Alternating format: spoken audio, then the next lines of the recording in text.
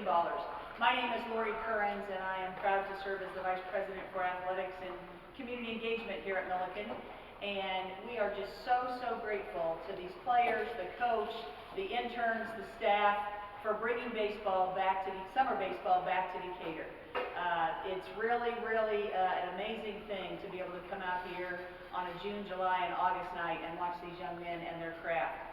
I want to start by thanking the media. You all don't know this yet, but there are 9 or 10 media folks here that I consider kind of the cream of the crop in Decatur. And they are here to show you that they care about you. And they're trying to help us fill those stands, which is what we're here to do.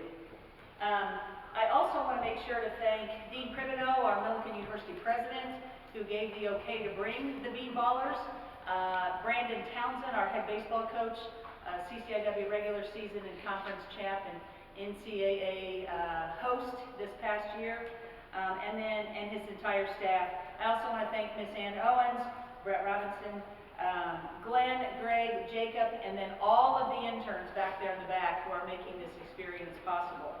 So what I would like to do now, and then what we're going to do is just have a few opening remarks, and then we're going to have you all introduce yourselves and give you a chance to ask the group questions, and then you can pull them anywhere you want to ask them individual questions. We tried to get local kids the best we could, and I think you'll be very pleased with who they are. So it's my pleasure at this point to introduce Brett. Brett Robertson just wrote a book, and he is the chairman of the History of the Heartland, and the title of his book is Champions, Founders, Cons, and Thieves: Baseball Adventures in Decatur from 1866 to 1900. So, Brett, come on up and tell us a little bit.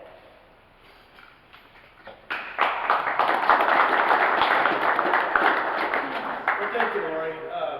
As you look back to the long history of baseball in Decatur, baseball has always done one thing, at least. But that one thing that's been a common theme is bringing people together. And if you go back to the very first team, the Decatur McPhersons, these were Civil War veterans, and they'd been through some horrible experiences in that war. And baseball served as a way for them to heal those wounds, to come back together and play together again.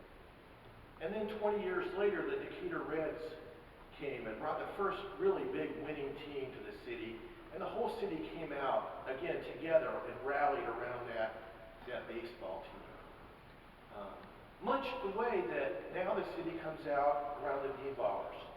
And, on any given night, you can come out to a game and see a university president sit next to a sheet metal worker, and whatever differences they may have had they put those behind, and they're all intently enjoying that quality play, and this is a beautiful setting here at Millikin University.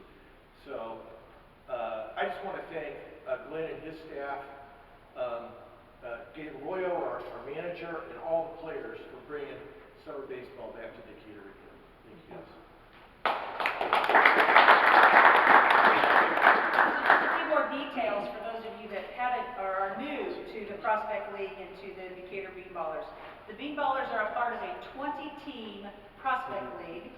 Our Workman family baseball field, our home games, gates open at 5:30 and first pitch is always at 6:30.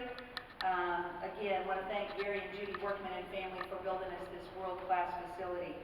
I also want to just tell you a couple of the things that, again, Greg from the ownership group and his team of interns are working on. Tuesday night games are $2 admission. Can't beat that. Friday night, June 19th, is Military Appreciation Night. Saturday, June 27th, is Faith and Family Night and part of the First Christian Church. Sunday, June 28th, is Youth League Day. Gates will open at 4. First pitch for that day will be at 5. Any kid wearing their league jersey gets free admission to the ballpark, and kids with a league jersey on get to run the bases at some point. And I think that's probably going to be, is that Hickory Point Bank night? Yeah, Hickory Point Bank is our proud sponsor, investing in the youth for that. And then July 2nd is Educators Night. Teachers will all be admitted for free. So I'm going to introduce, I think, if I miss somebody, just stand, holler at me or raise your hand. I'm going to introduce who I think is here, and then ask you guys to be thinking of some questions for them. So why don't you stand when I introduce you so they kind of know who you are. Number 2, Gage Reynolds. Gage is from Newton, Illinois. Yay, rootin' tootin' Newton. And plays at Millikin University. Matthew Novominski. Matthew, I think, was the first one we interviewed post-game for the Beanballers. Where's Matthew? Number 15, Matthew's from League City, Texas, and played at Panola College, right? Number 16, Brandon Abernathy. Brandon is from Huntington Beach and played at California Irvine College. Carter Rich, another Newton boy from Jasper County. He also plays here at Millikin University. O'Neill Feliz. O'Neill is from Fort Myers, Florida, played at Florence Darlington Tech. We've got Bruno Banuelos from Santa Ana, California, played at Santa Ana College. Nathan Trimble. Nathan is a Shelbyville boy, played at Oakland City University. Baron Odom.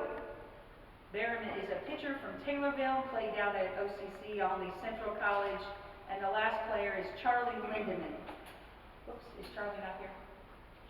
Okay, sorry. Charlie is from Springfield and played at Heartland Community College up in Burlington Normal. And then this is our great coach, Gabe Arroyo. Gabe, thank you so much for saying yes to bring him on for the first time. So, No problem. let's open it